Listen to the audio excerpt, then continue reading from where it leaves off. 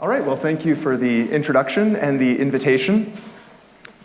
Over the past 10 years or so, there's really been a huge influx of quantum information ideas into high-energy physics, particularly into understanding the nature of space-time itself, the theory of quantum gravity, but also understanding properties of quantum field theories, and a number of other questions. And on the high-energy side, I think it's really fair to say that this is one of the most exciting things happening right now in high-energy physics. There's a lot of excitement. Your high-energy theorists are all picking up Mike and Ike and learning quantum information and trying to make use of what they can learn, what they've seen there. And so there are many high-energy theorists who are learning quantum information, and my goal in this tutorial is to help some of you as quantum information theorists get a sense of what the issues are and how quantum information ideas are being used in this other domain. And the idea that this might be that quantum information in some form would play a role in understanding quantum gravity has been around for a long, long time.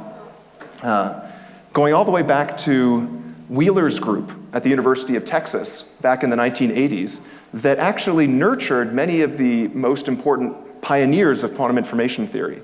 Bill Wooters was a student in that group. Ben Schumacher, who coined the term qubit, was in that group. David Deutsch was a postdoc in that group. And so around Wheeler, there was this circle of people that was very interested in understanding how fundamentals of quantum mechanics, ultimately formulated in computational information theoretic terms, might inform our understanding of fundamental physics. And of course, they went off and created the field of quantum information theory, so they were very busy and successful. But I guess over the past 10 years, the original vision has really been coming to fruition, perhaps with the next generation or two generations down of researchers.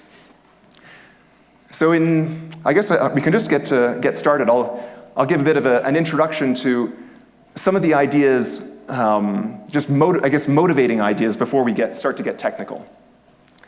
And one of the first indications that something interesting was afoot in the relationship between gravity and information theory was the conclusion of Bekenstein-Hawking, whose initials happen to match black hole, coincidentally, that black holes actually had to carry an entropy. Bekenstein first started doing thought experiments and realized that the area of a black hole behaved similarly to an entropy in thermodynamics. It seemed to obey a second law and so on. And then Hawking did a calculation that showed that black holes actually had to radiate like black bodies, and so should have an entropy. And the formula that they established was that this black hole entropy, I'm going to throw in all the constants for the first time and only time in this talk.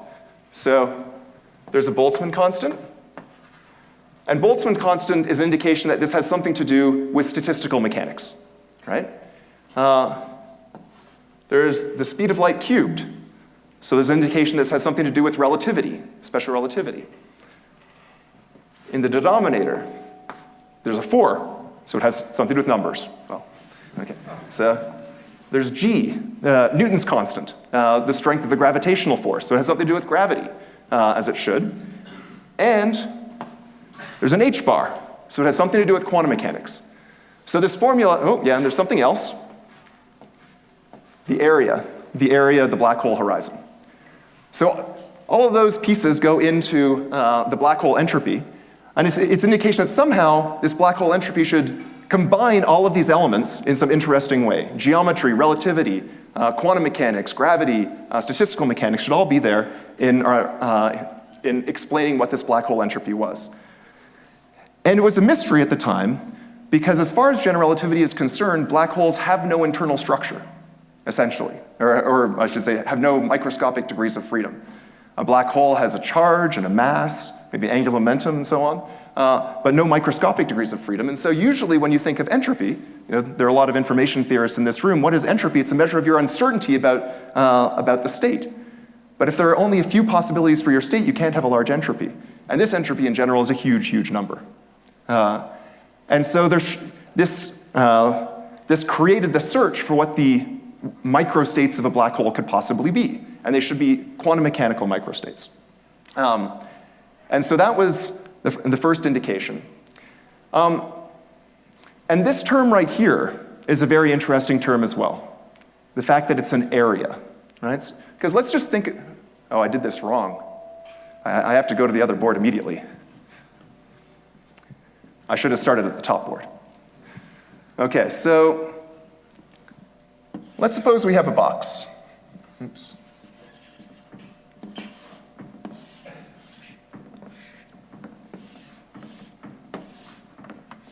Like so. And we want to understand, it's just a physical box, and we want to think, well, what's the entropy of the box? Right? To specify the entropy of the box, we have to think about all of the different possible, we basically have to count the number of different possible states the box can have, or otherwise we want to figure out how many bits we can put in the box, or how many atoms or whatnot, right? And so you have your box, and you say, okay, well, maybe I could put a box, or put an atom or a bit in each little subcube, right? Or you could, and so it becomes pretty clear that if you can put an object in each spatial location, generally speaking, entropy should be proportional to volume, right? That's generically what happens in physics. Entropy is proportional to volume, thermodynamic entropy. And yet for black holes, entropy is not proportional to volume, it's proportional to area. Right? And so something strange is going on with black holes. And we can take this a little bit further. And you could do a thought experiment and start asking, well, what is the ultimate limit on what entropy can be? What is the ultimate limit on how much information I can pack into a given volume of space? You say, all right, well, I've packed some information in here. How do I pack more information in? Well, I use smaller little subcubes.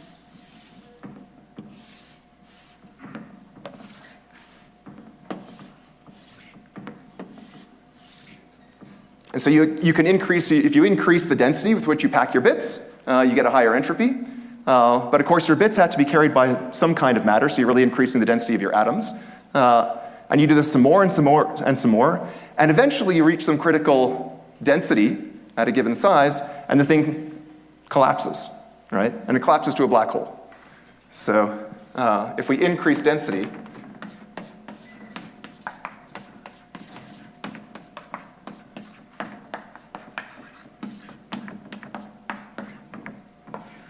eventually, you get a black hole.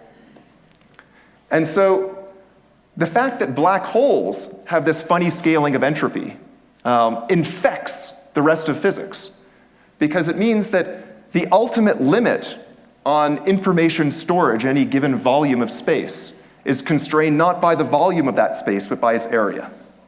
Okay? So this is an important fact.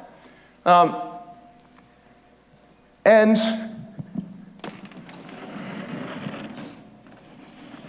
it's a good rule of thumb in physics that when you encounter some fundamental constraint on what is possible, but your theory has some wiggle room that would have allowed more to happen, like we could imagine situations in which entropy really is proportional to volume, just we can't attain them.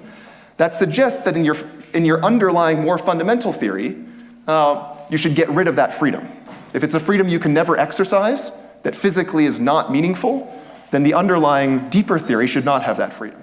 And so here, if there's an ultimate increase on information density, which is the density that you would have for, or say the amount of information you can have in a volume, which is attained by black holes, then the underlying theory of quantum gravity should have that property. And that's known as the holographic principle.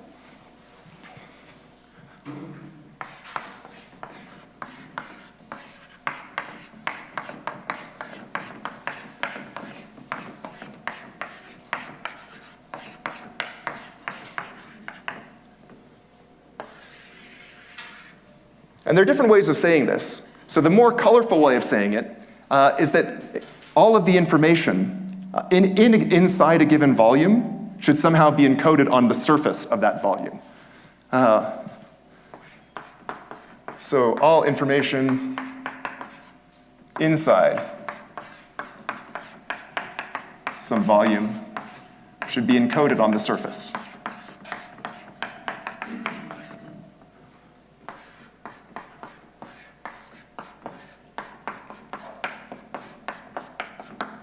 Another way of saying it would be that whatever the underlying microscopic degrees of freedom are in a theory of quantum gravity, they should have the property that they scale like area rather than scaling like volume. And if that, in the usual way that we think about physics, in a field theory, for example, or even if you think of a spin system, there's a degree of freedom here, and another one here, and another one here, and another one here, and another one here, and then they fill all of space. But if you do that, then the number of possibilities, the entropy can scale like volume. So the only way to make entropy not scale like volume is to have your microscopic degrees of freedom be non-local, right? And so this is a radical statement, because it's saying that the underlying theory of quantum gravity will not be a local theory, it will be a non-local theory. The fundamental constituents will somehow be spread out over space. And this was proposed by 't Hooft and Susskind back in 1994, and it sounded pretty crazy, but in short order, there was actually the demonstration of a system, a toy, a model of quantum gravity that had precisely this feature. And in fact, there was more than one example, but the most famous one, and the one that has been most successful, this I'll leave around, so I'll put it over here, is this ADS-CFT. So you've heard those letters before, ADS-CFT. And so what is it? So it's a description of how to do quantum gravity in a particular situation, in a certain kind of universe, which unfortunately is not our universe. So this is a picture of a space-time. Time is the vertical direction. And I imagine this room consists of roughly half computer scientists and half physicists. So so the physicists will all have done this, the computer scientists may or may have not. When you're trying to solve physics problems, the free particle, for example, it's often much easier to make your system kind of finite in size, to put everything in a box, right? That when you make the system infinite, then there are analytical subtleties and there are infinities that you have to try to figure out how to deal with. And so this ADS space, anti-de Sitter space, is basically a way of trying to put quantum gravity, put a universe in a box. That's what it is, it's a universe in a box. And so it makes it more mathematically tractable. And we're going to talk about it in greater detail, but I just want to give you the flavor first. So this is a picture of the space-time. Time goes in the vertical direction, and the space-time sits inside. We'll call the bulk. And its dimension, we'll say, is d+1. And it's a quantum gravity theory. So in that theory, there are quantum constituents, there could be atoms, and there could be particles, and there could be just general quantum fields. And there's some kind of space-time that's dynamical. If you're lucky, there's some kind of space-time. Otherwise, there's some kind of quantum mechanical fuzzy stuff that's, or strings or whatnot. But there's a quantum gravity theory here. So there's gravity there too.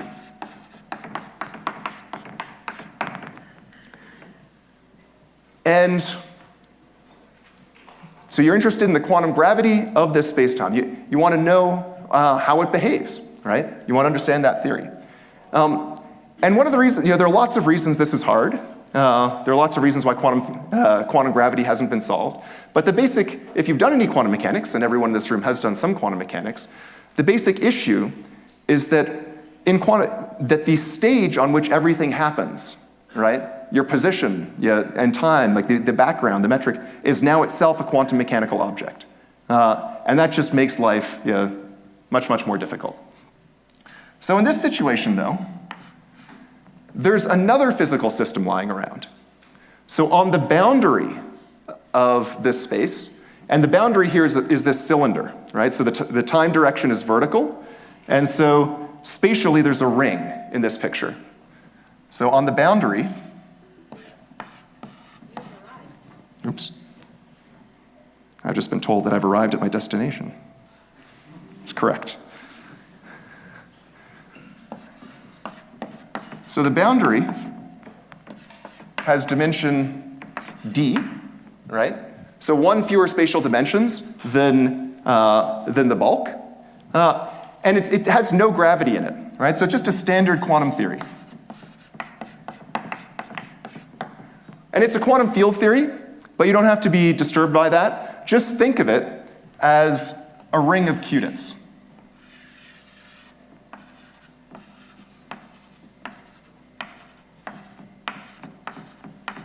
For our purposes, that's a perfectly good picture.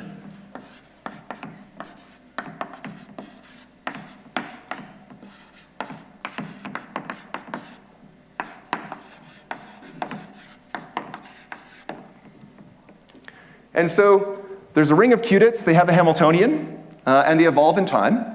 And this is the kind of thing we're very familiar with, right? This is what physicists study all the time. Condensed matter theorists, people who are doing matrix product states and Mira, et cetera, right? Like understanding the physics of a bunch of interacting quantum constituents, that's what 3/4 of physics is all about. And we have a lot of techniques for handling it, right? And so this other theory is just something like that. And throughout the talk, I'm going to draw everything, almost everything this way, so that my boundary has one spatial dimension, one time dimension.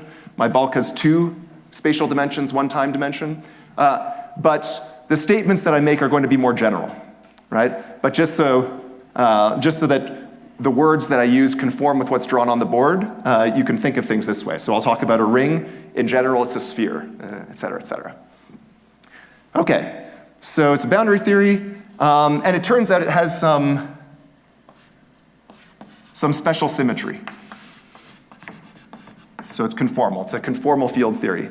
So roughly speaking, that means that it's invariant under rescaling, right? So it's scale invariant. Do you need to write quantum theory there instead of gravity? Oh, yeah, that's important. Thank you. No gravity. Thank you. So there's no gravity. Okay.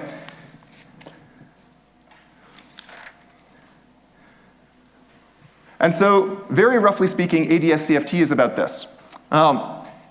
Saying that any question you want to answer about quantum gravity in this setting can be translated into a question about a regular quantum mechanical system that might be strongly interacting, might be hard to solve, but conceptually we understand very well.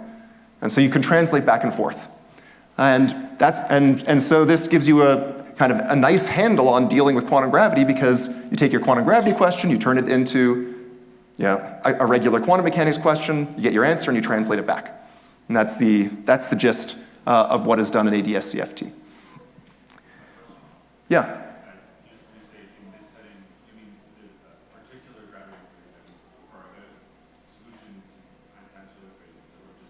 It's a particular gravity theory, yeah. And so one way of thinking about this,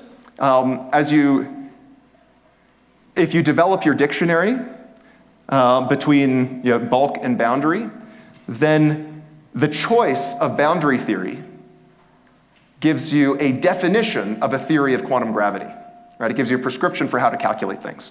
Now there will be lots of different quantum gravity theories depending on what you choose for your boundary theory. Some of them will make sense, some of them will look more like our world, some of them will look much less like our world. But it's possible to choose boundary theories such that it looks a lot like our world, except that the boundary conditions are different. Our world doesn't have this boundary sitting here. Yeah. When you say choosing a different boundary specifies a different quantum gravity theory, do you mean that it specifies a different specification of the gravitational structure of gravity? Yeah, no, exactly. Like, there are different perspectives one can take, because you can kind of derive this ADS-CFT starting from string theory, and you get a particular interacting conformal field theory on the boundary. But once you understand that one and you understand how to go back and forth, you could say, well, actually, what if I allow myself to change this boundary theory?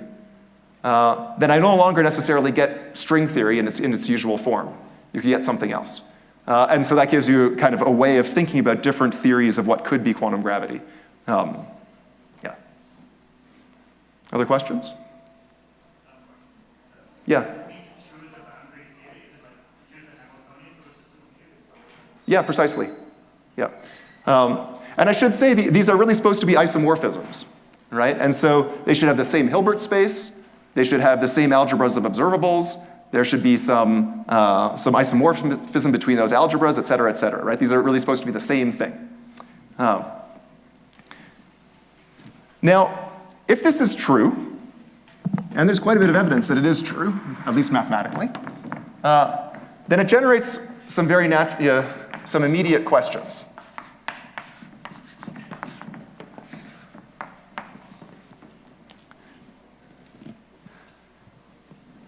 So in the boundary theory, we had d dimensions. In the bulk theory, we have d plus 1. In the bulk theory, there's this additional radial dimension, right, of space. Where did it come from, right? So first question, or where, how?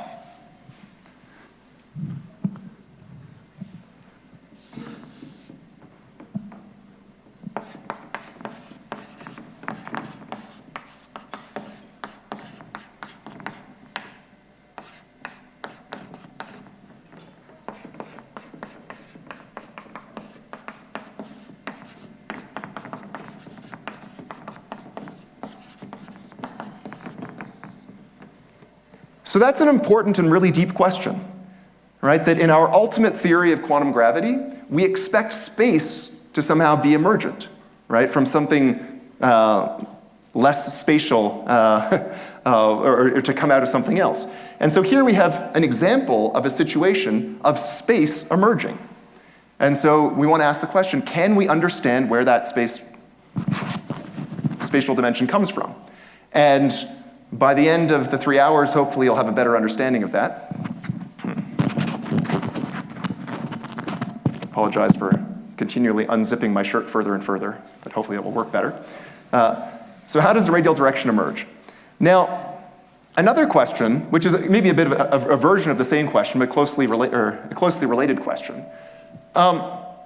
This is called a holographic theory because a higher dimensional bulk is somehow encoded into a lower dimensional boundary, right? So just like a hologram somehow encodes a 3D scene into a two-dimensional film, right?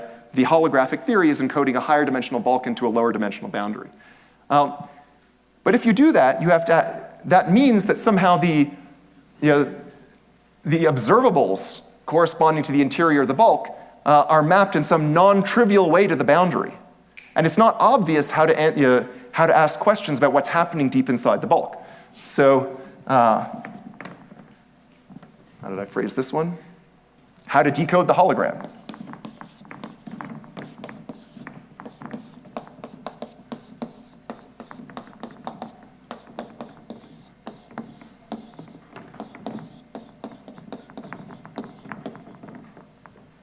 And there's a hint here that this is going to have something to do with quantum information theory, right? That ultimately, this is going to be a decoding problem for a quantum error correcting code. And so this is one of the ways that quantum information is going to be able to help us. But even just 5 years ago or so, some things were known about this question, how you can decode the hologram. And there were prescriptions for how you would do it. But these prescriptions had certain features. One, they were non-unique.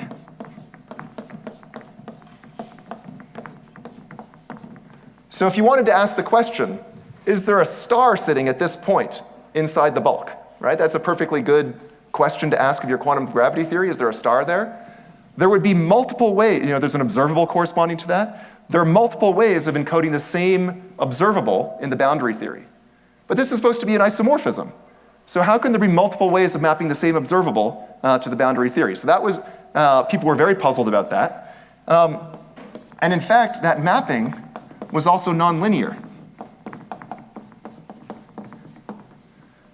And so it's supposed to be an isomorphism, algebra here, algebra there, but in fact, the mapping that was constructed was a nonlinear mapping. The way that you mapped an observable from the bulk out to the boundary depended on the state of the bulk that you were starting with. Right? And so that's not how isomorphisms of quantum systems are supposed to work. They're supposed to be basically change of basis, big unitary, it's all linear. And so these were features of what was understood about decoding that had people very puzzled. And again, forecasting where we'll be in a little while, these will be completely obvious and features, or we will be completely unpuzzled by these questions. And you will ask yourselves why it was that the extremely bright high-energy theorists were puzzled about such a question for so long. All right, so you've probably heard like the spiel that I've given you right now. Many of you have probably heard some version of this before, maybe from me, in which people speak about a high level, or kind of high-level description of what ADS-CFT is, talk about some questions, draw some pictures, and then move on. And I think for this, and so you can get some intuition and qualitative understanding about what's happening, but what I'd actually like to do is just demonstrate to you how to do some of the simple calculations that appear here. Just so that you really get the feel. There's nothing super, well, there are super hard calculations to be done, but there are also not hard calculations to be done, and that you're able to do them. So let's actually talk about ADS space.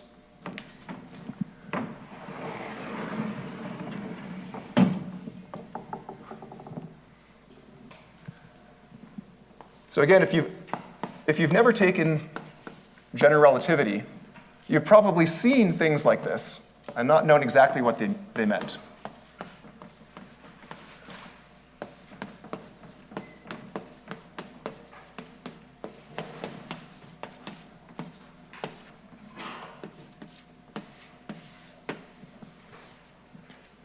All right, so this is what's called a metric. And this is it encodes how you calculate distances in this ADS space. And when we talk about ADS-CFT, in gravity, the metric is dynamical. And so if the space is completely empty and there's no matter, then the metric is going to be this ADS metric. If you put things inside, if you put stars and you put black holes and so on, that will deform the metric. And so the condition here is actually that asymptotically, as you get out close to the boundary, the metric starts to look like this. Okay, so that's the boundary condition. It's not that everywhere the space is ADS, it's that out close to the boundary, it asymptotes to something like this. And here, in this picture, so this is asymptotically, that's what we require. So here, y = 0 is the boundary. And so I've unwrapped the ring. So I've removed one point, or taken an open interval on the ring and unwrapped it. And so y = 0 is the boundary, and some patch of my ADS space sits above.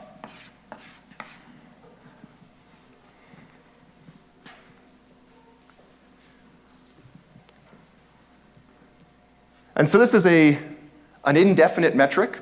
So it allows you to calculate times as well as spatial distances and mixed quantities. But for the moment, let's just think about, and I guess, well, this is x, this is y. I've suppressed time. So let's think about the situation where we look at a spatial slice. So there's no variation in time, right? So we're just taking a fixed spatial slice.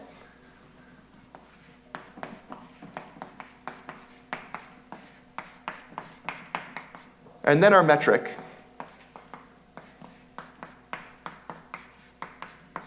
has this particular form. And let's calculate something with it. Right? Like let's calculate a distance. So here's y = 0. Here I'll have some point y. And I'm going to have some point that I'll call epsilon, right? So they're going to be on the same x coordinate, and they're going to have different y coordinates, okay? And I want to calculate the straight line distance between them. How do I do it? Well, I'm going to integrate from epsilon to y.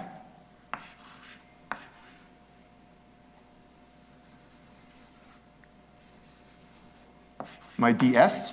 my infinitesimal change in distance, which is the integral from epsilon to y of dy over y, right? Because my metric had the form dx squared plus dy squared over y squared. I have no variation in the x position, and so it's just dy squared over y squared. I take the square root, dy over y. Does anyone know how to integrate 1 over y dy? Right, logarithm, okay.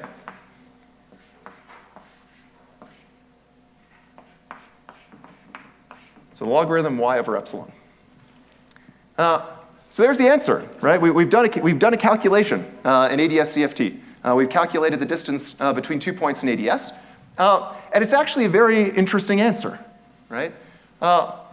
Because if I draw a line here and a line here, right? And then I take the midpoint of this line and the next one. I take the midpoint of this one and the next one, and the bottom, and so on.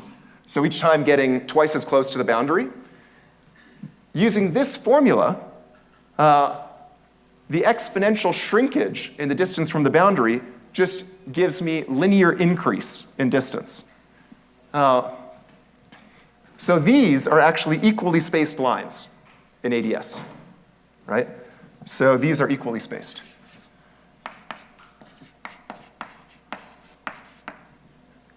And so we've just learned something about the structure of this space, right? If I choose some vertical position, first there's an infinite distance between that point and the boundary, and the equally spaced lines get exponentially closer together as we get close to the boundary. And when I give talks about this with slides, usually I just put up one of these Escher prints of demons eating their tails and so on and so forth, and the demons get exponentially smaller as you get closer to the boundary. But now we've actually, but you might have thought that was something hard to figure out. It's not hard to figure out. We've just done it, right? That's the metric. So that's a concrete calculation that I wanted to show you. But I even want to go a little bit further than this. Again, just to give you the flavor of the kinds of calculations that you actually do in practice when you're calculating quantities in ADS CFT. They're not necessarily super hard. So the next one that I want to talk about, so here's my y equals 0 again.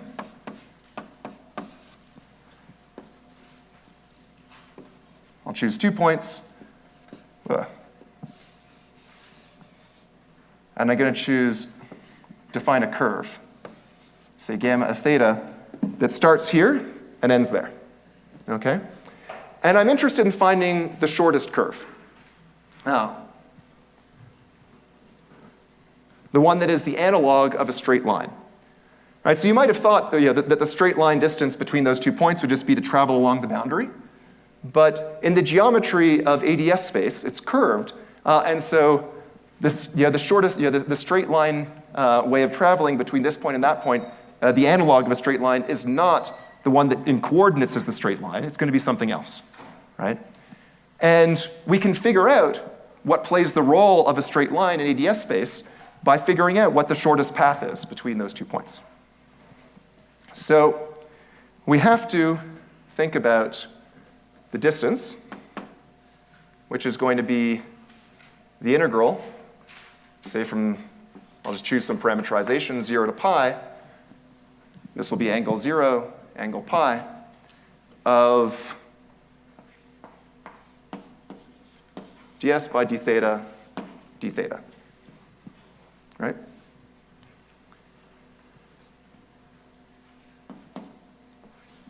Which would be the integral from 0 to pi of some function, which is the square root of the metric.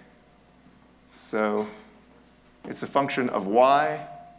It will be a function of the x derivative and the y derivative with respect to theta. d theta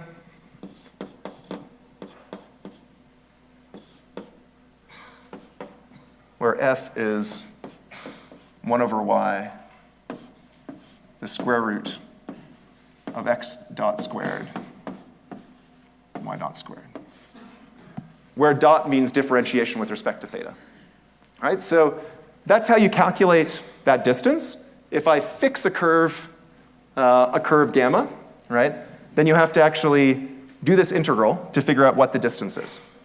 And it's one of the physicists' favorite things to do to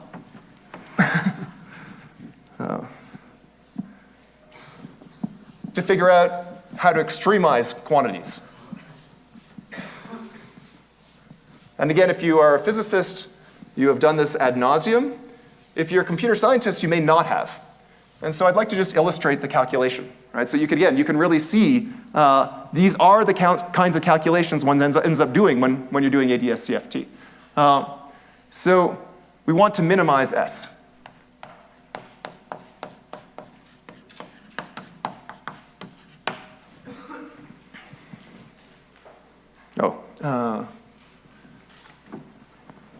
And just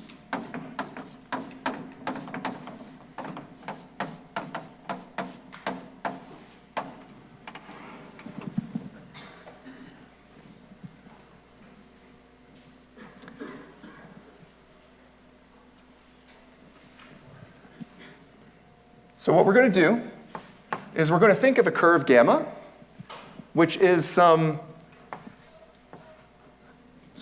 fixed curve that we're interested in to start with, and then we'll allow ourselves to perturb it. Let's say of theta.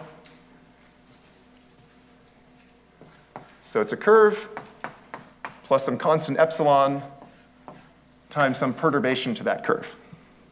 Okay? And the perturbation makes it look like this, maybe. So the starting point and the ending point are the same, but I get some slightly different curve. And so that means that my x has the same form, and my y has the same form.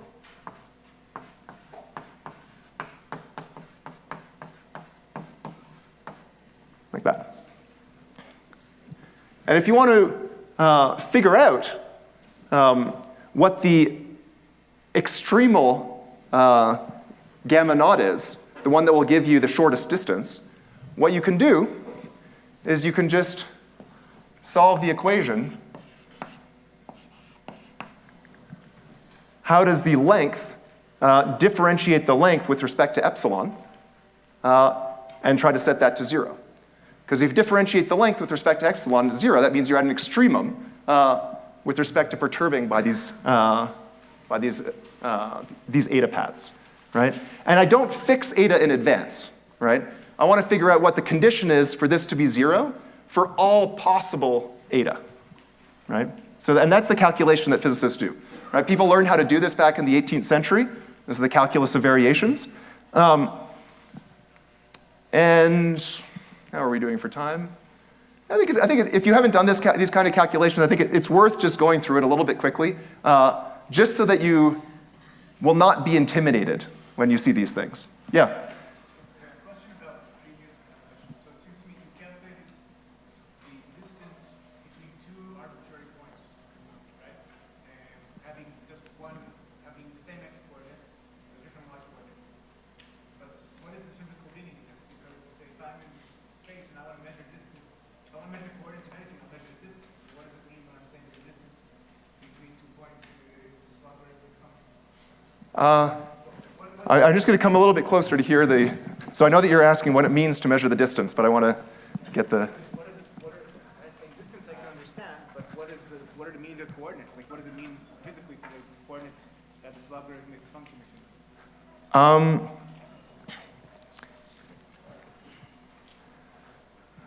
So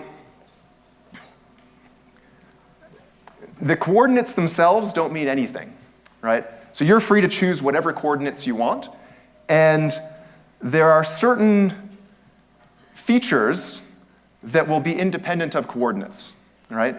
And so if you send a light signal from one place to another, the distance it can travel in a given amount of time gives you a way to measure, gives you a standard ruler for measuring distances. And that's ultimately how you make sense of the notion of length. Actually, there was something else that I was going to do. I'll defer it. But it's related to your question. So I will hold the thought. And when we're done with this slightly more complicated calculation, I do a trivial calculation that is related to your question. OK. So we have to figure out how to find an extremum of the distance when we perturb the path. And what does this look like? Well, the distance was this integral, and now we have to differentiate the integrand. So we have to differentiate f with respect to y with respect to epsilon, the metric with respect to, say, y dot with respect to epsilon, metric with respect to x dot with respect to epsilon. All right, so we just use the chain rule. And this is the thing that we want to be 0. So these terms we can calculate. What is the derivative of y with respect to epsilon? It's a to 2. All right? So this is a to 2. What is the derivative of y dot with respect to epsilon? Well, first I'd have to differentiate y with respect to theta, so I just put dots here. And then I differentiate with respect to epsilon, I get a to 2 dot.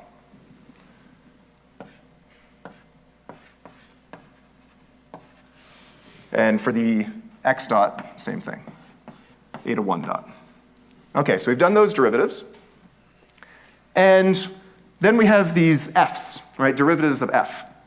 And the standard trick in the calculus of variations is that you want to have, I have an a to 2 and an a to 2 dot, and I allow myself arbitrary variations of a to 2, but I don't really know if I have an arbitrary variation how a to 2 and a to 2 dot are related to each other.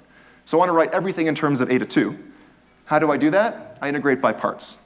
So again, my computer scientist friends, you integrated by parts in your first year calculus class, and then you started taking discrete math. You may never have integrated by parts again. But what integration by parts does is it allows you to take this derivative with respect to the quantity you're integrating and move it on, in a product, move it to the other side. So what this becomes is the integral of partial of f with respect to partial of y minus derivative with respect to theta, partial of f with respect to y dot, theta 2. Right, so the dot, which is differentiation with respect to d theta, or to theta, moved to the other factor. And then I also have, sorry, got a little bit crowded here, derivative f with respect to x dot, a to 1 dot.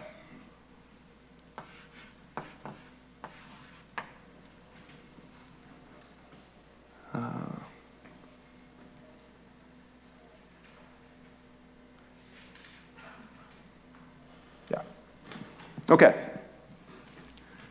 So because this has to be 0, this integral has to be 0, for every choice of path a to 1 and a to 2 that I could ever dream up, right? The only way that can happen is if these quantities are themselves 0. And so what this process has done, it has created some differential equations for x and y, right? So it's created some differential equations for x and y, and then you can try to solve those differential equations to figure out what the path gamma, which is these functions of x and y, what it actually is. And I'm not going to do that explicitly. I'm just going to say, try the following. Y is r cosine theta, and x is r sine theta. So that's an exercise for the class, right? You now have some equations, right? So you figure out given f written up there, you calculate what the derivative of f with respect to y is, right? You can do that. And then you plug in these, and you see if it comes out to be 0, right? And I assure you that it will. And so you will have done an interesting calculation in the ADS geometry by so doing, right? You will have figured out the geodesic between 2 points on the boundary. And the geodesic in these coordinates is nothing other than a circle, a half circle. So the geodesic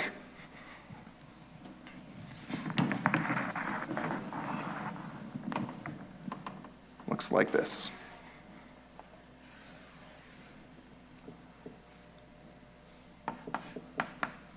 There we go. Yeah?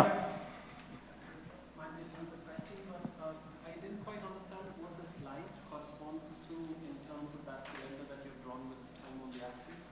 Oh, the line? Yeah, so,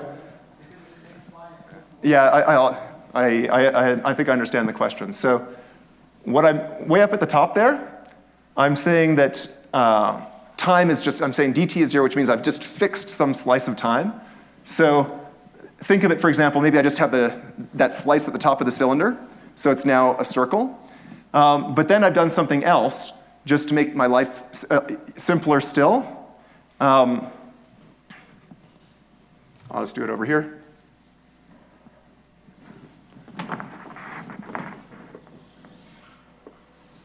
So I had a circle, but then I take an open interval on the circle like that. And that open interval, I map it onto the real line.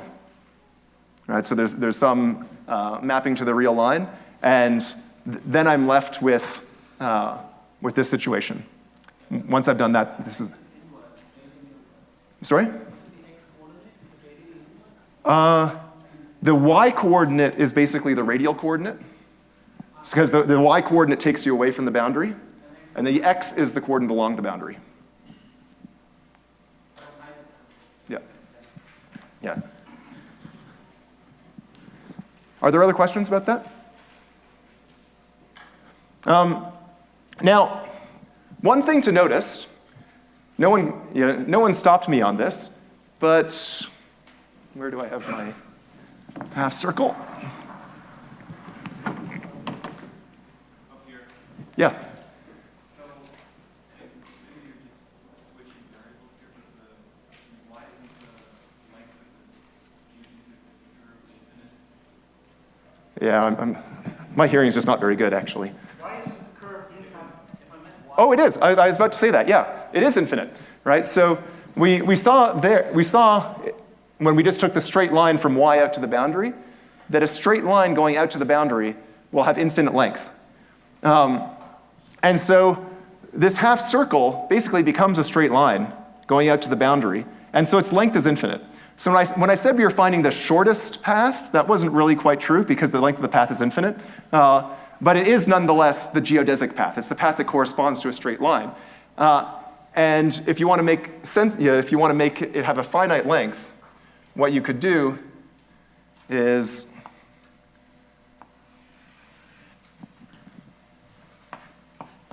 cut everything off at some y equals epsilon. And then you don't quite have a half circle. You have a half circle minus the little endpoints. And in this picture, if epsilon was 1 over a million, right, it wouldn't look like you're cutting off very much. But in terms of ADS, you're cutting off almost all the space, right? Because distances, like there's an infinite amount of distance between y equals 0 and y equals epsilon. But you do that. And once you've done that, you can figure out what the formula is for this distance, right? Because we now have a curve. We have a way of calculating distances. You can do an integral. I didn't remember how to do this integral. I had to get Mathematica to do it for me. It's one of those ones that I think I might have known how to do in first-year calculus, but I've long since forgotten. And the distance is twice the inverse hyperbolic sine function of the distance between the x-coordinates over 2 epsilon. So this is now x1 epsilon, and x2 epsilon. All right, so my spatial separation is, my points are x1 and x2, and the y coordinates are both epsilon. The minimal distance between those 2 points in the ADS geometry is the hyperbolic inverse sine function of these. Now, if the distance, or if the numerator, if the x separation is much larger than my cutoff value, then a sinh function is e to the x plus e to the minus x, right?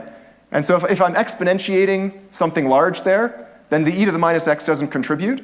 And so the inverse function is just the inverse of a single e to the x, which is the logarithm. And so in this case, we get that the distance is the logarithm of the separation with a constant or 2 that I'll double check with a factor of 2. So this is also true. This formula looks a lot like the formula that was easier to derive in the vertical direction, right? And in the vertical direction, it's easy to see what was happening, just that the equally spaced lines in my choice of coordinates were getting exponentially close together. In the horizontal direction, what's going on is that the obvious way of getting from x1 to x2, which is to travel horizontally like this, right? Which in Euclidean geometry would be the shortest path, is nothing like the shortest path, right? That distance is exponentially larger than the actual distance. The actual distance is the logarithm of their of their coordinate separation. And the message is that if you want to get between those two, the shortest way to get from x1 to x2 is to dive deep inside of ADS and come back out, right? And I'm not going to draw any tensor networks, but I imagine some fraction of you have worked with tensor networks before and have heard of the Mira tensor networks, multi-scale entanglement renormalization ansatz. Right, it's a big deal in condensed matter theory. It was invented in the quantum information community. And there you have tensors and you connect them up in some graph structure. And the graph structure has exactly that property, that the distance between spatially separated boundary points, which represent the physical spins in some system, the graph distance goes like the logarithm of their separation. And it's for exactly the same reason that the shortest path in the graph between the 2 points has you diving deep inside the graph and coming back out again. And Mira has a kind of tree-like hierarchical structure. Yeah? You mentioned earlier that we know that we don't live in an ADS universe. What would it look like if we did live in an ADS? What would it look like? Yes. Yeah, okay, so what would we actually see? What would we see? Yeah, okay, so that was what I forgot to tell you about, but let's do at least one example of what we would see.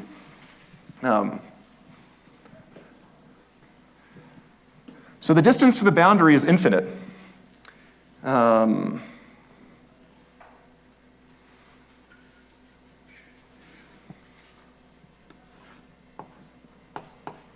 So now my horizontal axis is going to be y. This is y equals 0. And this is x. No, sorry, this is time.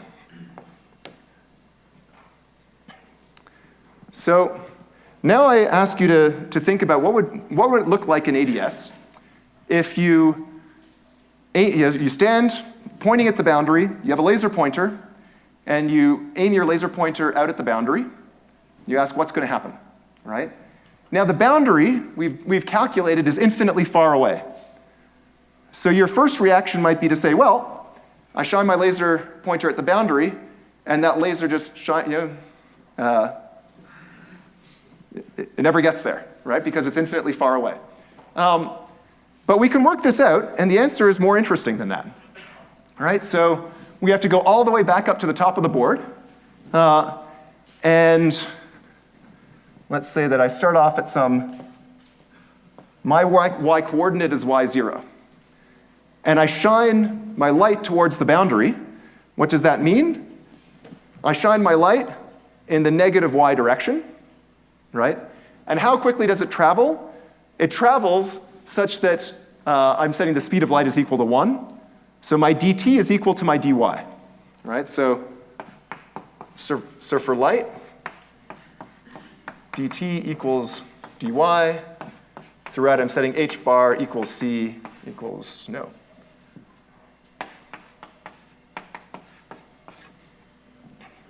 So it goes off at a 45-degree angle, like that. And it hits the boundary, right?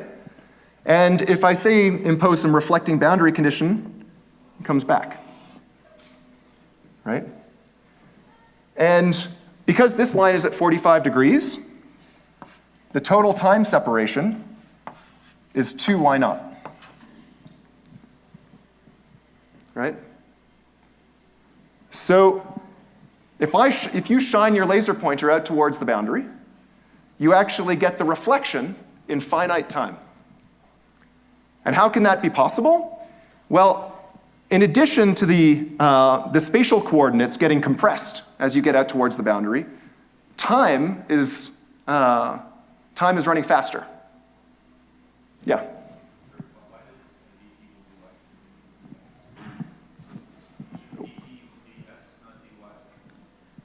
Oh, right. So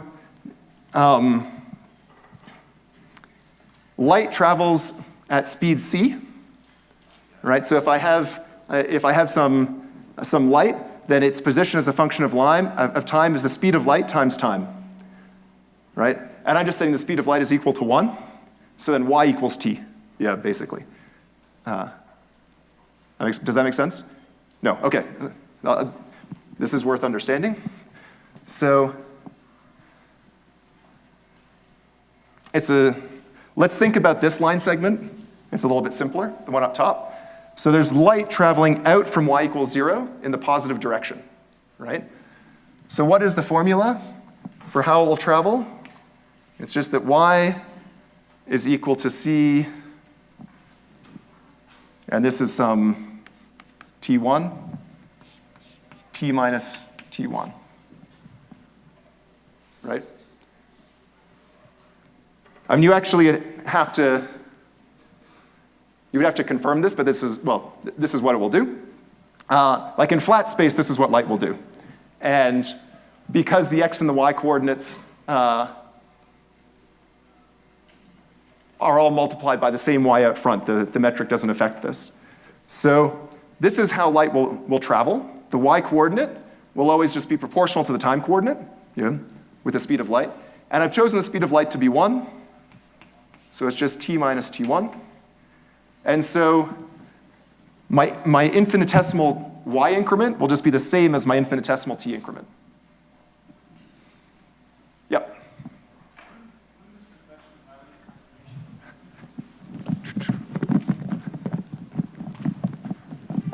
Wouldn't this reflection violate conservation of momentum? I suppose that's true. So somehow we're imagining this as a rigid boundary that's being held fixed. Yeah.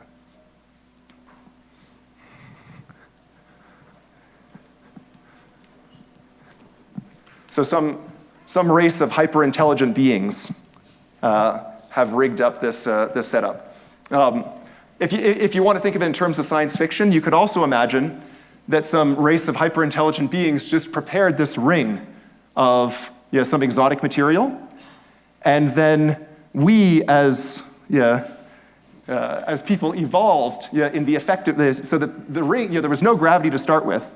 Gravity was an emergent feature of whatever these people built in the lab. And maybe we inhabit such a world, right? In fact, we probably do, right? Not exactly this one, but our space and our time is emergent.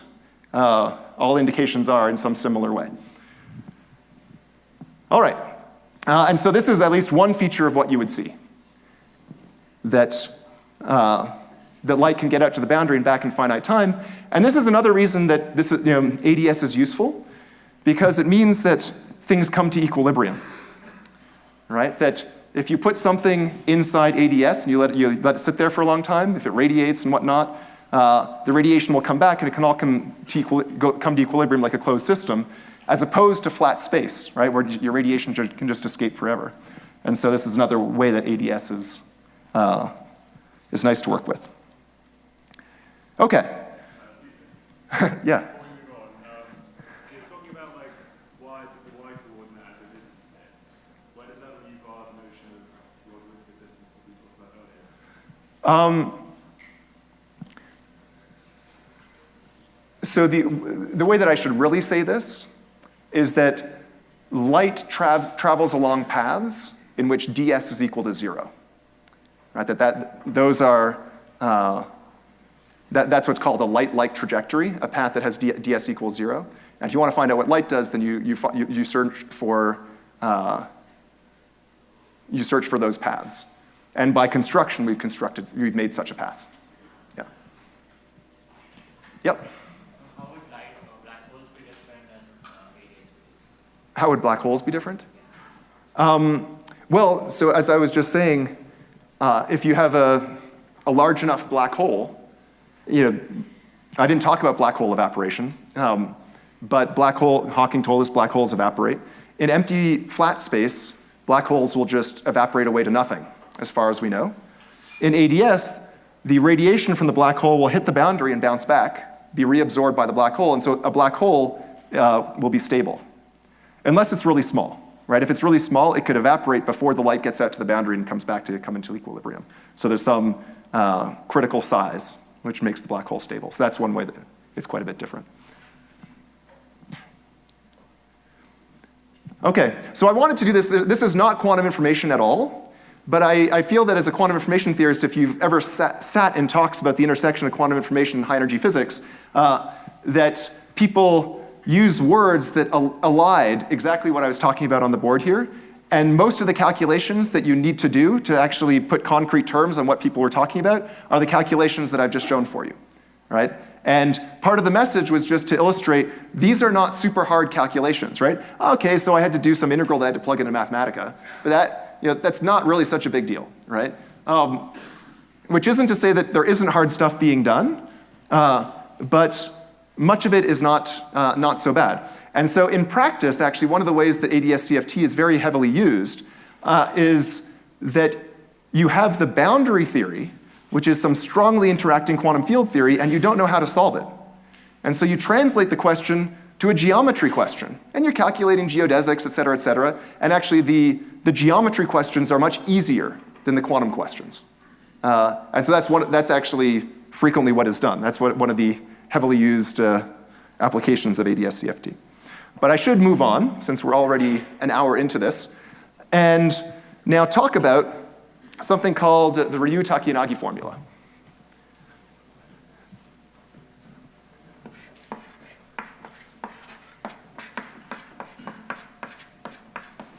Takayanagi. Oh dear. Takayanagi.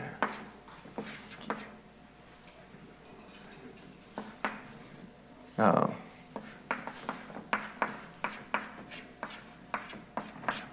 I sympathize with my 2-year-old. Spelling with letters that are really big can be disorienting. So we have big letters like this that she puts on the fridge, but I can see why she might make occasional mistakes. Okay, so the Ryu-Takiyanagi formula. This is part of the dictionary. How you go from a boundary question to a bulk question. And the boundary question is a quantum mechanical information theory kind of question. So you have the ring, and now you cut out some subset of the ring, right? So physically, you just say, I'm only interested in this subsystem of the ring, right?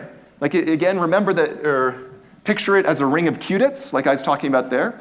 So there's a Hilbert space for all of the qubits around the ring, but maybe you're only interested in 7 of them, right? So there's a subsystem. And so there's a density operator associated with this subsystem. And the question is, what is the entropy of that density operator?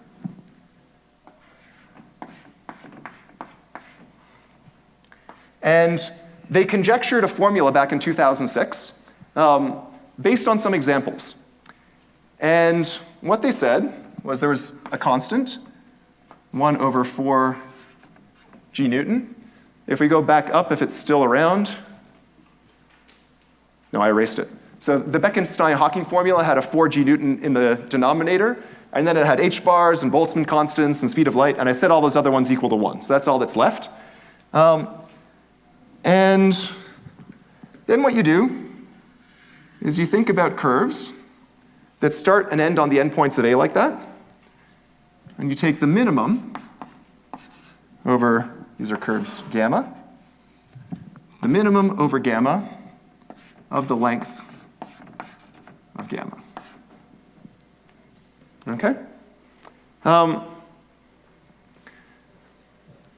Anyone have any proposal for how you would actually do that calculation? Anyone know how to do that calculation? Yeah, so who in the room now knows how to calculate the entropy of an interval in the boundary theory in ADS-CFT? Right, this is the calculation we just did, right? Because you say, okay, well I'm looking for the minimum length curve that starts and ends at 2 given points on the boundary. We've figured out that the geometry of that curve is that it's a half circle, and the length of the curve is basically the logarithm of the separation of the points. I guess we did in different coordinates, but it's essentially the same thing. So you know how to do this calculation, right? Now, you're quantum people, so I'll ask you a quantum question. What about in the boundary theory?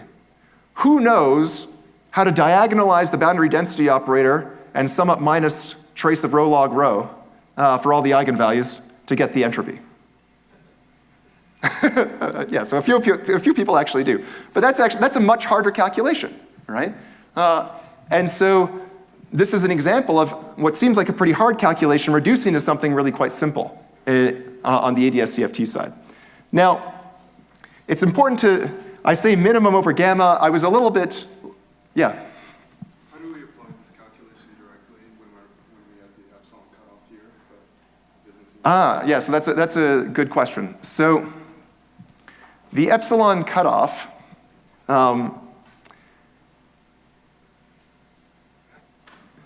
is telling you that your points geometrically are not actually strictly on the boundary. They're a little bit inside from the boundary. And on the boundary side, this is really a field theory, right? So there's really an independent degree of freedom at every point, right?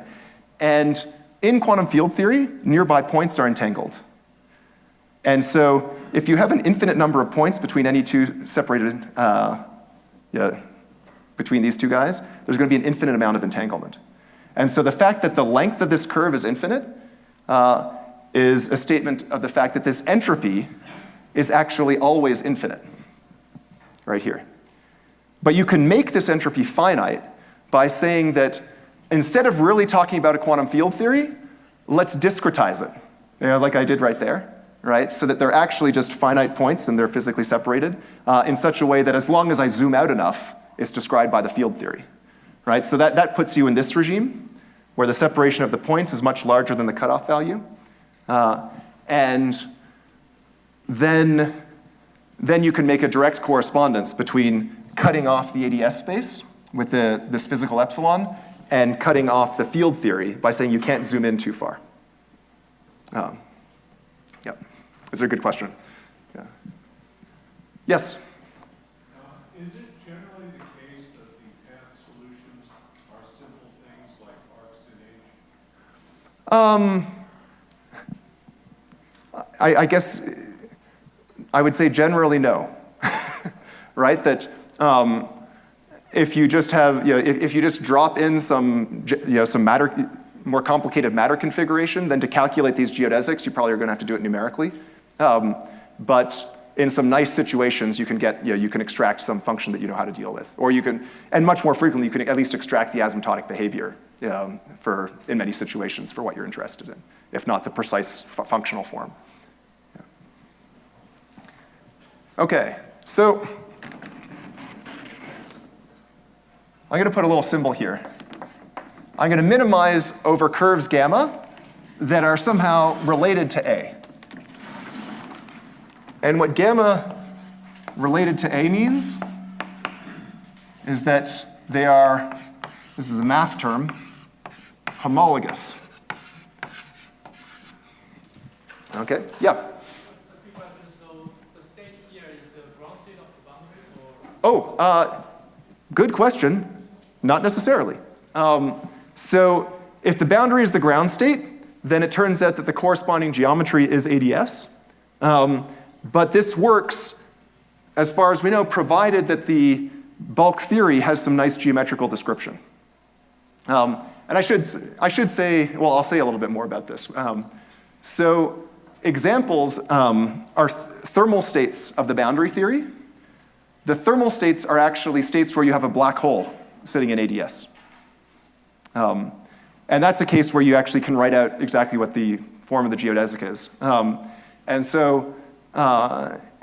And coherent states, if you're familiar with coherent states of the boundary theory generally give you nice geometrical bulk states, so you can apply this formula. So it works quite generally. Now, the set of curves that you minimize over are the curves where gamma is homologous to A. And what that means, let's look at this picture. So I have gamma, I have A, and there's a region between them, little a, right? And so if I take gamma and its union with the boundary region A, it's equal to the boundary of the little a, right? And this is what it means to be homologous. So when you can choose a bulk region, little a, such that its boundary breaks up into two pieces, one of which is the boundary piece, big A, and the other piece is gamma, that's what it means to be homologous. So if you ever hear the term homologous in math, this is what it is. Yeah?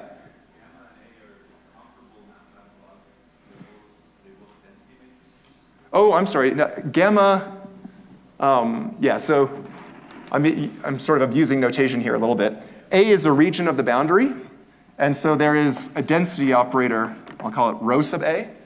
And what I mean by this is the entropy of this density operator. Yeah, so A itself is a line segment in this picture, gamma is a curve, and little a is a two-dimensional region. And so this does not mean that you can deform big A into gamma. In my picture you can, but in general this condition is a different one. Okay, so it's actually important to point this out because it's going to play a significant role. And I'll just give an example. So here's A1, here's A2. There's gamma 1, gamma 2, little a1, little a2. So in this example, if I set my capital A boundary region to be the union of those two boundary intervals, then I can take my bulk region A to be the union of these two bulk regions A1 and A2. And my bulk curve has two disconnected pieces, gamma 1 and gamma 2.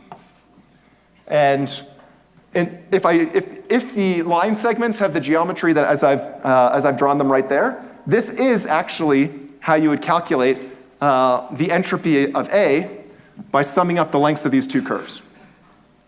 But if I slightly change the picture, so now I'm going to have A1 here and A2 here. So now I've moved A1 and A2 closer together, right? And now there's another option.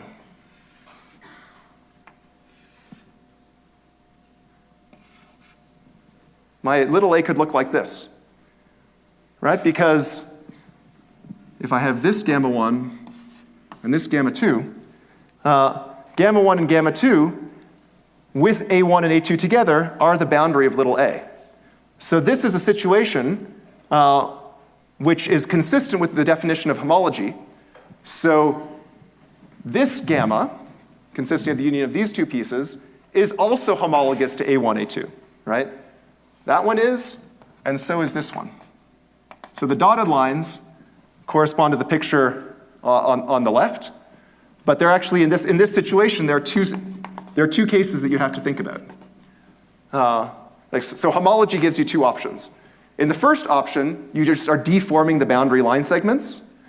But in the second option, you're not deforming the boundary line segments. You're doing something that's topologically inequivalent. And when you do this minimization, you have to consider both cases. And so this is actually, well, this turns out to be quite important. Okay? So that's the definition of homology. You have to minimize over all those possibilities. Yeah? So what does it mean for A1 and A2 to be closer together if the boundary is conformally symmetric? Shouldn't I be able to continuously deform one of those pictures into the other by a scale transformation? Yeah, but you can't do it completely locally. So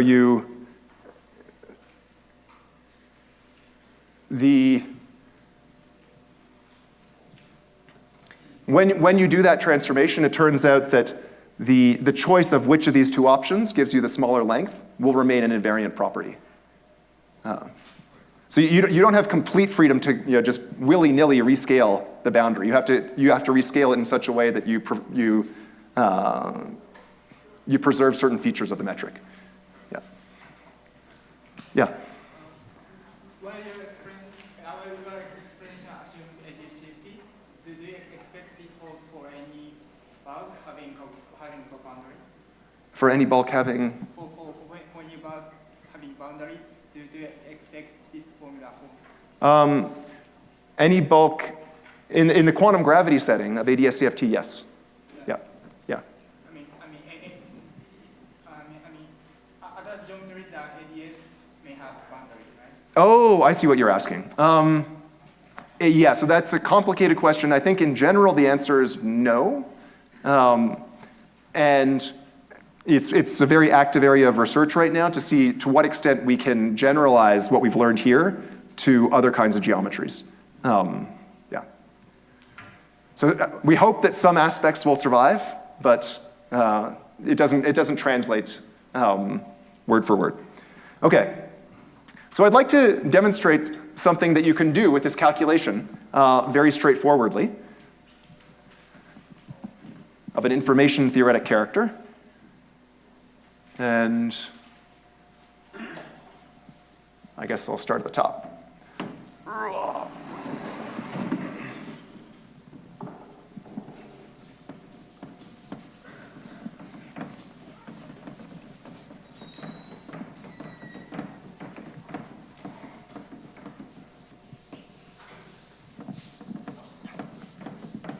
So this was a conjecture, right? Ryutaki and Agi, they made a conjecture that this was a formula for entropy. And if you wanted to see, trying to develop some confidence as to whether or not the conjecture was correct, then you could start asking, well, does that formula satisfy the constraints that entropy has to satisfy? So can anyone give me any constraints that von Neumann entropy has to satisfy? Yeah. Oh, yes. Yeah, so the entropy of A and A complement should be the same in a pure state. And that works in this formula, right? Because if I put A complement here, I'd perform the same minimization task as I would for A. So there's one constraint, thumbs up. Yeah. Strong subadditivity. So strong subadditivity of the entropy is a statement that the entropy of AB plus the entropy of BC is at least the entropy of ABC plus the entropy of B. So if this conjecture is to be correct, at the very least, this inequality should be satisfied by the formula. And it's a very nice fact that, if anyone is actually, well, I'm sure here lots of people know multiple proofs of strong subadditivity, whether using analytic functions or using Shannon theory or other methods, but you always have to work a little bit, right? So let's try this out.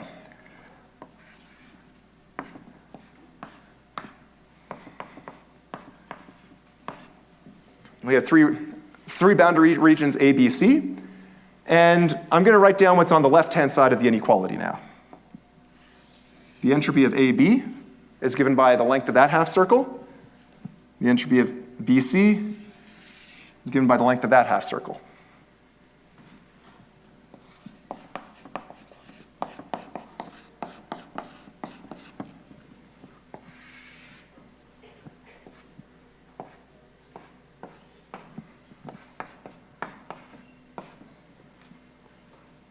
So now I'm going to draw the entropy of ABC plus the entropy of B. The entropy of ABC is the entropy of the full long interval, so it's the big half circle. The entropy of B is the length of this interior half circle. And we want to argue that the total length on the left-hand side is at least the total length on the right-hand side. So how do we do that?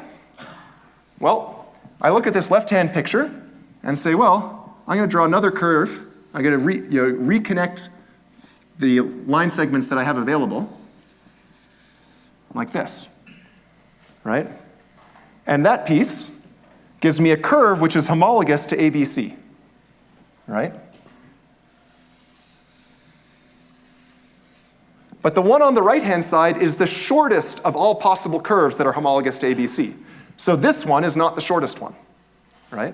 And so the length of this orange on the left is at least as big as the length of the orange on the right. Similarly, this piece here is a curve that's homologous to B, but it is not the minimal curve over all curves that are homologous to B, right? So this one is the shortest one, this one is some other one, and we're done. So that's really the proof of strong subadditivity for holographic states, provided the Ryutaki-Nagy formula is correct. One thing that's nice about this is that once you realize you can prove inequalities involving entropies using this kind of cutting and pasting method, you realize that you can prove additional inequalities that will hold for holographic states but not for all states. And so examples include something we call monogamy of mutual information. So the mutual information between A and B plus the mutual information between A and C is at least the mutual information between A and BC. So if you take a four-party GHZ state, for example, this inequality is violated. It's not an inequality that holds for all quantum states, but it is an inequality that you can prove starting from the Ryutaki-Nagy formula. So it's one that holds for holographic states. And so it rules out, it says that your holographic states have some particular entanglement and correlation structure which is special. Yeah? Should the sum of those mutual informations be less than? How do you decipher? Sorry? The equality sign, maybe the other way? Oh, yeah, sorry, thank you. For the GHZ type states, the opposite inequality is true, but this is the one we want. Thank you. Yeah. Yep. And a couple of years ago, a large group, including Michael Walter, Separ Nizami, Ning Bao, and others, proved actually infinite families of inequalities that have to hold for holographic states that don't hold for general quantum states, again, using the Ryutaki-Nagy formula. Okay. Well, before we go, maybe I'll tell you just a little bit more about how you relate bulk and boundary questions, because that will set the stage for when we get back and want to talk about error correction.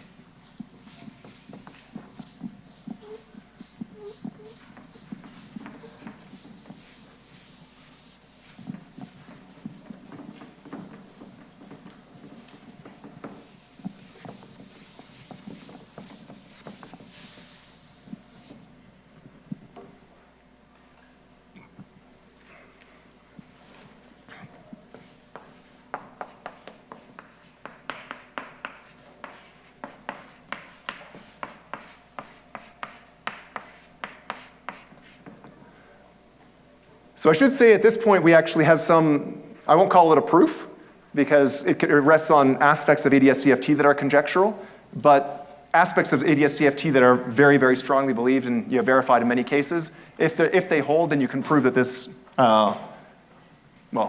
it's not really, this is really an equation to some lowest order in some expansion parameter, but you can show that it holds. So Ryu Takinagi is now solid. So that's one element of the dictionary of how you relate bulk and boundary stuff. But before you ever ask that question, it might just be natural to ask, if I have an observable in the boundary, how do I express it in terms of something in the bulk? Or if I have an observable in the bulk, how do I express it in terms of stuff in the boundary? Like, I want to ask the question, is there a star at this location inside the bulk? How do I ask that question?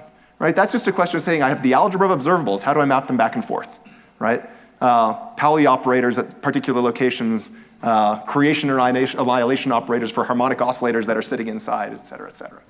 So how do you relate bulk and boundary? So if you want to write a boundary observable in terms of bulk, so this is now boundary from bulk.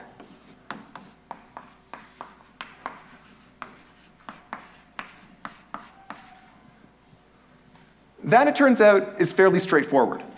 And you can even just sort of draw a picture and guess how it should work.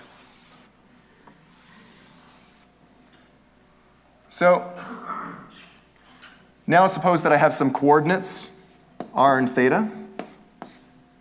So theta, give me my coordinate there. R will be a radial coordinate. So if I take some observable, sorry, I apologize for that being a little bit small. So an observable located at a particular location in the bulk, right? So really think of it as being like, there's an atom, and there's an electron, and that electron has some sigma x observable, or whatever it is, right? There it is. This is the operator corresponding to that observable. It's localized at some point, right? So people talk about this being field operators, blah, blah, blah. It's something you're very familiar with, right? There's there's a question you want to ask about that particular point. If you just take that observable and keep moving it closer and closer to the boundary, what do you think you get in the limit that it hits the boundary? Any guesses?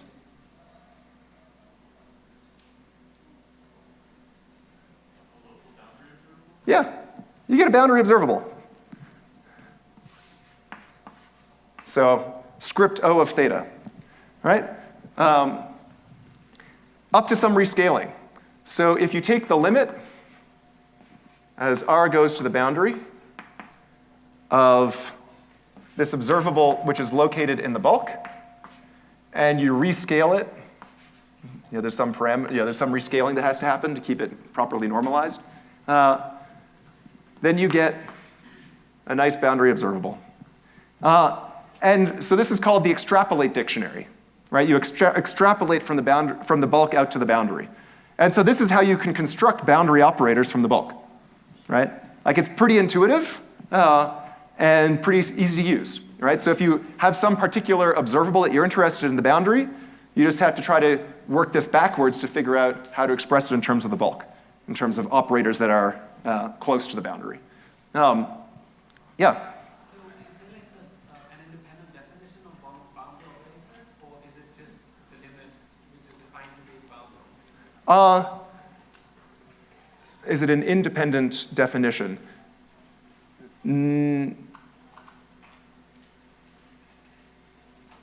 No. So this is,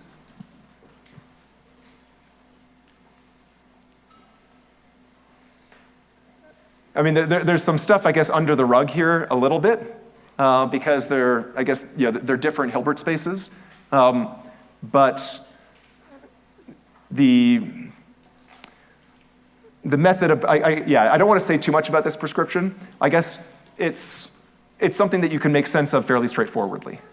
But then from what you said, I'm a little confused, because you're saying that in Hilbert spaces, how is it that if you take the limit of a certain state and you get another state in a Hilbert space, that's not... So